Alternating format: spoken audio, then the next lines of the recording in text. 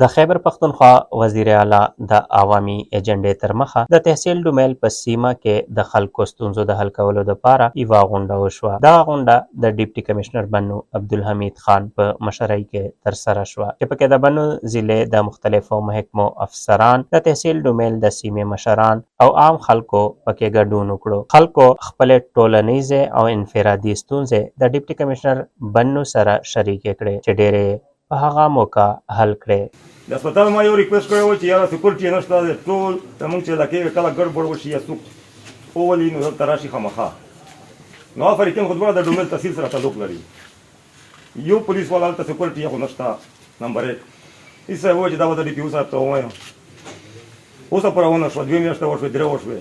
خام نه پس هر ځای کې دا منشیات خرڅېږي او دغه چې کوم نوجوانان دي هغه په دې عادت شوي دي او هغه هر وخت دغه کار کوي د شپې د نیمې شپې پورې.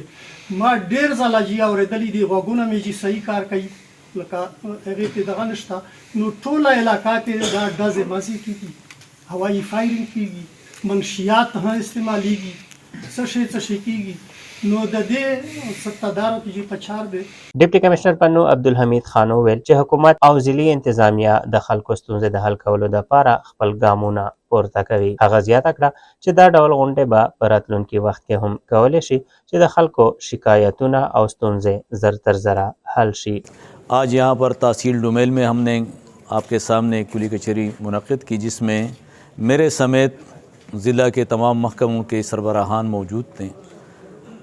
आवाम की भी कसीर तादाद ने यहाँ पर शिरकत की और उन्होंने खुल कर अपने अपने जो भी उनकी मसाइल थे, उनकी शिकायत थी, उनका उन्होंने इजहार किया।